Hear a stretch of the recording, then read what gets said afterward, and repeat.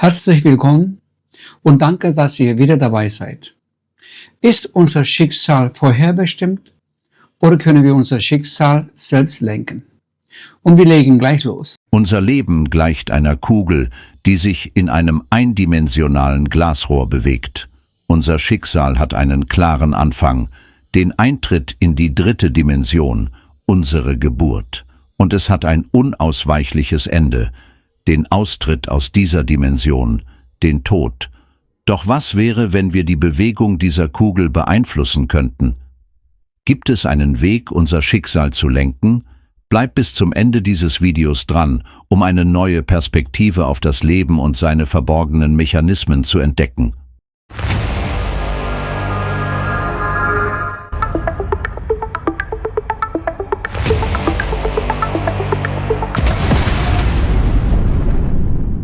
Schicksal oder freier Wille?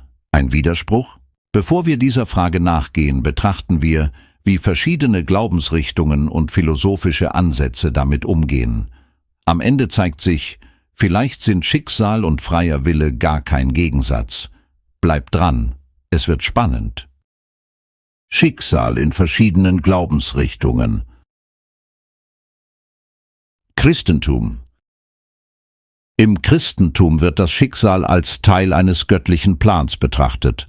Gott ist allwissend und kennt die Zukunft, doch er hat dem Menschen dennoch einen freien Willen gegeben.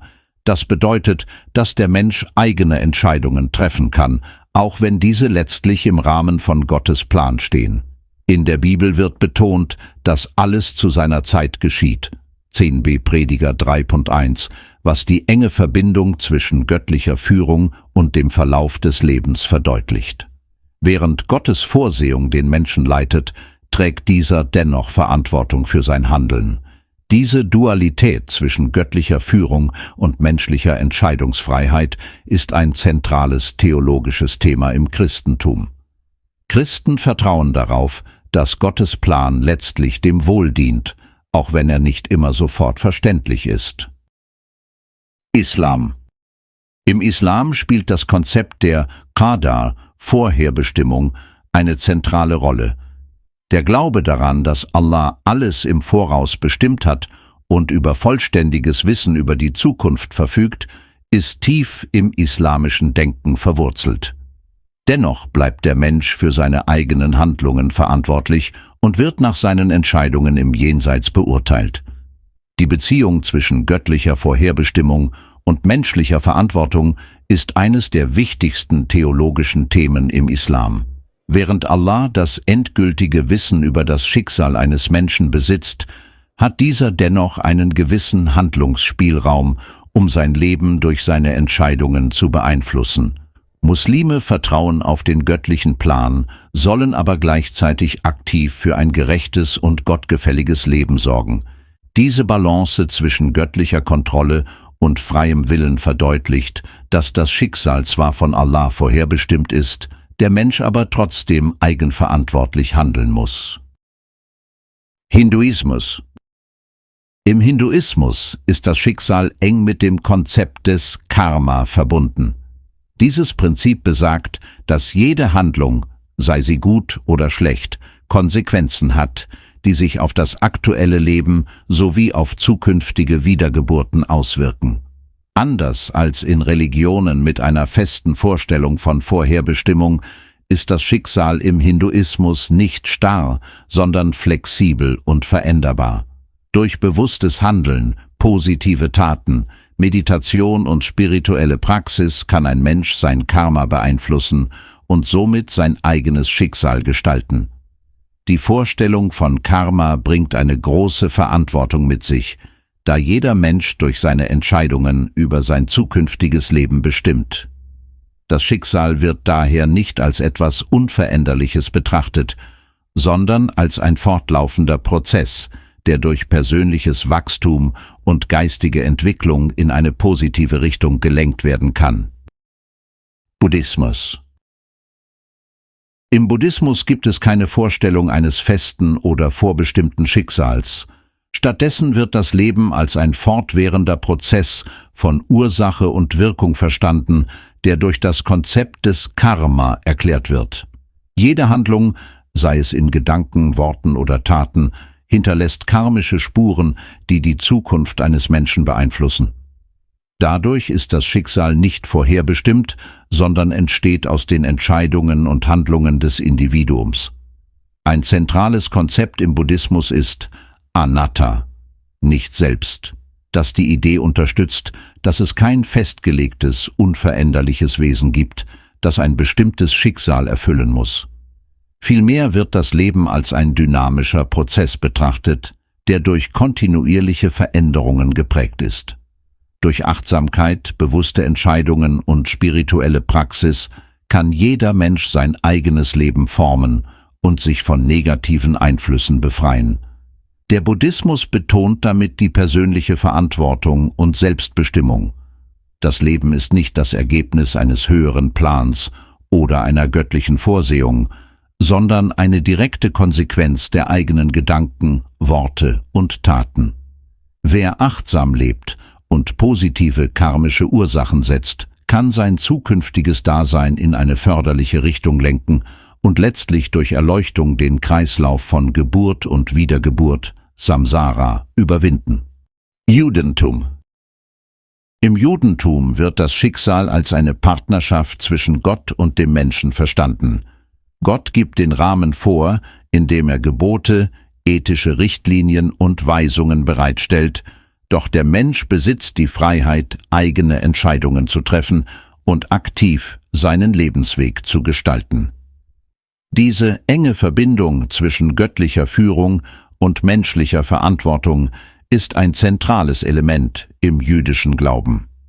Der Mensch gilt nicht als bloßer Empfänger eines vorbestimmten Schicksals, sondern als aktiver Mitgestalter seines eigenen Lebens.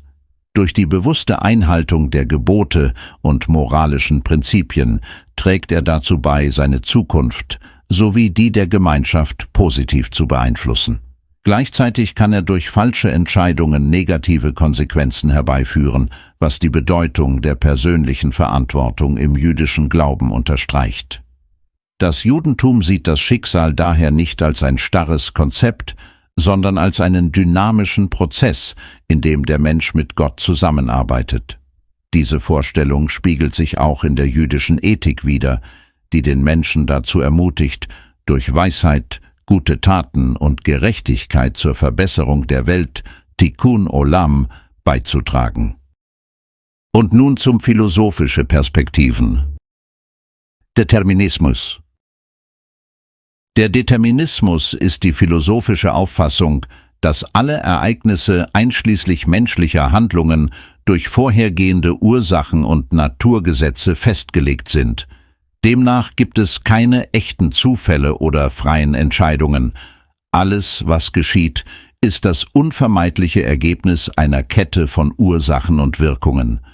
Nach dieser Sichtweise hat der Mensch wenig bis keinen Einfluss auf sein eigenes Schicksal, da seine Handlungen durch vorherige Bedingungen, biologische Faktoren, gesellschaftliche Einflüsse und Naturgesetze bestimmt werden. Jede Entscheidung ist letztlich das Resultat äußerer und innerer Faktoren, die sich über die Zeit aufgebaut haben. Dies führt zu der Schlussfolgerung, dass das Schicksal in einem deterministischen Weltbild als unveränderlich erscheint. Ob in der Naturwissenschaft, Psychologie oder Philosophie. Der Determinismus stellt die Idee des freien Willens in Frage und sieht das Leben als einen vorherbestimmten Ablauf, der sich nach festen Regeln entwickelt. Existenzialismus. Der Existenzialismus ist eine philosophische Strömung, die den Menschen als vollständig verantwortlich für sein eigenes Schicksal betrachtet. In dieser Sichtweise gibt es keinen vorgegebenen Plan, keine höhere Macht und keinen objektiven Lebenssinn, der von außen bestimmt wird. Stattdessen muss jeder Mensch selbst Bedeutung in sein Leben bringen, indem er bewusste Entscheidungen trifft und für die Konsequenzen seines Handelns einsteht. Schicksal wird im Existenzialismus nicht als etwas Festgelegtes gesehen, sondern als das direkte Resultat persönlicher Freiheit und Verantwortung. Da es keine übergeordnete Instanz gibt, die das Leben lenkt, trägt jeder Einzelne die volle Verantwortung für seine Handlungen und deren Auswirkungen. Diese Freiheit kann einerseits als befreiend empfunden werden, andererseits auch als eine große Last, da sie keine festen Orientierungspunkte bietet. Der Existenzialismus fordert den Menschen auf, sich aktiv mit seiner eigenen Existenz auseinanderzusetzen, Entscheidungen authentisch zu treffen und sein Leben bewusst zu gestalten. Schicksal ist hier also nicht eine vorbestimmte Größe, sondern ein Produkt der individuellen Wahl und der eigenen Lebensführung. Kompatibilismus. Der Kompatibilismus ist eine philosophische Position, die versucht, den scheinbaren Widerspruch zwischen Determinismus und freiem Willen aufzulösen. Er besagt, dass das Universum zwar durch feste Naturgesetze und Kausalzusammenhänge bestimmt ist, der Mensch jedoch trotzdem als frei handelnd betrachtet werden kann, solange seine Entscheidungen mit seinen eigenen Wünschen, Überzeugungen und Absichten übereinstimmen. Nach dieser Auffassung bedeutet Freiheit nicht, dass eine Person unabhängig von äußeren Einflüssen oder Ursachen agiert, sondern dass sie aus eigenen Motiven heraus handelt. Auch wenn alle Ereignisse letztlich durch vorherige Bedingungen bestimmt sind, kann der Mensch als selbstbestimmt gelten, wenn er ohne äußeren Zwang entsprechend seiner inneren Überzeugungen handelt. Der Kompatibilismus verbindet somit die Idee eines geordneten, kausal bestimmten Universums mit der Vorstellung persönlicher Verantwortung. Dies bedeutet, dass der Mensch zwar in einem vorgegebenen Rahmen agiert, aber dennoch als autonomer Entscheider betrachtet wird, der für sein Handeln verantwortlich ist. Gibt es den freien Willen oder ist es doch nur eine Illusion? Wir haben gesehen, wie verschiedene Glaubensrichtungen und die Philosophie das Schicksal deuten. Doch was denkst du? Schreib es mir bitte unten in die Kommentare. Danke. Die freie Wille ist vielleicht eine Illusion, aber du kannst trotzdem dein Schicksal lenken. Das ist kein Paradox. Schau den nächsten Beitrag an und aktiviert die Glocke und abonniert meinen Kanal, um keine weiteren Videos zu verpassen. Jetzt beginnt deine Reise. Das Leben besteht aus positiven und negativen Einflüssen. Je nachdem, wie wir als Lebewesen eingestellt sind und welche Erfahrungen wir in der Vergangenheit gemacht haben, treffen wir unsere Entscheidungen. Diese Entscheidungen fällen wir oft unbewusst, da sie von vielen Faktoren abhängen, zum Beispiel äußeren Einflüssen, unserer inneren Einstellung und vergangenen Erlebnissen. Man kann sagen, wir gehen durch Höhen und Tiefen, um das Leben lebenswert zu machen. Unser Schicksal wird ständig neu geschrieben. Jedes Mal, wenn wir in der Gegenwart handeln, formen wir unser Schicksal neu. Doch solange du in der Gegenwart nichts veränderst und immer nur das tust, was du in der Vergangenheit getan hast, wird sich dein Schicksal nicht ändern. Du kannst dein Schicksal also nur beeinflussen, wenn du dir dessen bewusst bist und in der Gegenwart beginnst, Dinge zu tun, die dir in der Zukunft etwas bringen. Gestalte also heute aktiv deine eigene Realität, damit du dir ein besseres Schicksal erschaffst. Wir können vielleicht nicht in die Zukunft blicken, um unser Schicksal direkt zu verändern. Doch wir können uns an unsere Vergangenheit erinnern und daraus ein Bild formen, um die Zukunft zu visualisieren, so wie wir sie uns wünschen. Wie kann ich mein Schicksal ändern, wenn es keine freie Wille gibt? So wie es parallele Welten geben soll, gibt es auch parallele Schicksale. Verschiedene Versionen deines Lebens, die durch deine Handlungen und deine Denkweise beeinflusst werden. Doch hier ist der entscheidende Punkt. Es sind nicht deine bewussten Entscheidungen aus freiem Willen, die dein Schicksal formen. Vielmehr bist du die Wirkung einer langen Kette von Ursachen, die dein Unterbewusstsein geprägt haben. Dein aktuelles Schicksal ist kein Zufall. Alles, was du heute bist, ist das Ergebnis deiner vergangenen Erlebnisse, deiner Gedankenmuster und der Prägungen, die du im Laufe deines Lebens erhalten hast. Deine Entscheidungen geschehen nicht einfach so, sie sind die natürliche Folge dieser Prägungen. Wenn du also dein Schicksal verändern willst, musst du nicht nur bewusst andere Entscheidungen treffen, sondern vor allem die Ursachen verändern, die deine Entscheidungen steuern. Wie beeinflusst dein Unterbewusstsein deine Zukunft? Dein Unterbewusstsein speichert alles. Deine Ängste, deine Erfahrungen, deine Überzeugungen und Denkmuster. Wenn du beispielsweise in der Vergangenheit oft gehört hast, dass du nicht gut genug bist, dann wirst du unbewusst immer wieder Entscheidungen treffen, die dieses Muster bestätigen, auch wenn du es eigentlich nicht willst. Deine Zukunft ist also nichts anderes als die natürliche Fortsetzung deiner aktuellen Denk- und Verhaltensmuster. Ändere die Ursache und die Wirkung wird sich automatisch ändern. Beispiele aus dem echten Leben. Beispiel 1. Der ängstliche Mensch. Stell dir einen Menschen vor, der immer Angst davor hat, Fehler zu machen. Diese Angst ist nicht einfach frei gewählt. Sie kommt vielleicht aus seiner Kindheit, in der er oft kritisiert wurde. Ohne es zu merken, entscheidet er sich immer wieder für den sicheren Weg. Er lehnt neue Chancen ab, bleibt in seiner Komfortzone und führt so ein Leben voller verpasster Möglichkeiten. Doch wenn er beginnt, an seiner Angst zu arbeiten, indem er sich selbst bewusst macht, woher sie kommt und sich schrittweise neuen Herausforderungen stellt, programmiert er sein Unterbewusstsein um. Plötzlich fühlt er sich sicherer und ohne dass er bewusst darüber nachdenkt, trifft er mutigere Entscheidungen. Sein Schicksal verändert sich. Beispiel 2.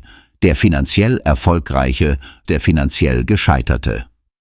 Zwei Menschen bekommen dieselbe Geschäftsmöglichkeit. Der eine ergreift sie sofort, der andere zweifelt und zögert und lässt sie vorbeiziehen. Warum? Nicht aus freiem Willen, sondern weil ihr Unterbewusstsein unterschiedlich programmiert ist. Der eine hat vielleicht gelernt, dass er Chancen nutzen muss, weil er aus einem Umfeld kommt, in dem Mut belohnt wurde. Der andere wurde vielleicht durch frühere Misserfolge oder ein unsicheres Umfeld geprägt, was ihn unbewusst zurückhält. Wenn der zögernde Mensch jedoch beginnt, sein Unterbewusstsein umzuprogrammieren, indem er sich bewusst macht, dass seine Angst nur ein altes Muster ist, wird er in Zukunft automatisch anders handeln. Wie kannst du dein Schicksal aktiv verändern?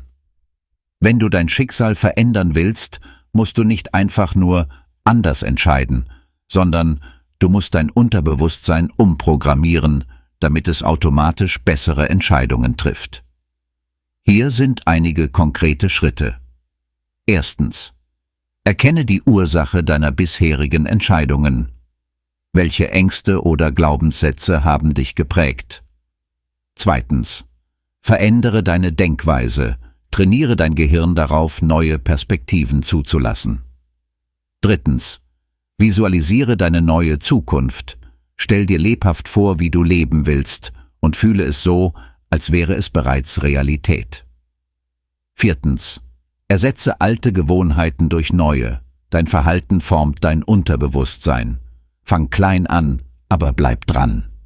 Fünftens. Sei geduldig. Veränderungen geschehen nicht über Nacht, aber je konsequenter du deine Denkweise anpasst, desto schneller wird dein Unterbewusstsein für dich arbeiten. Fazit: Die Wirkung verändert sich nur, wenn du die Ursache veränderst.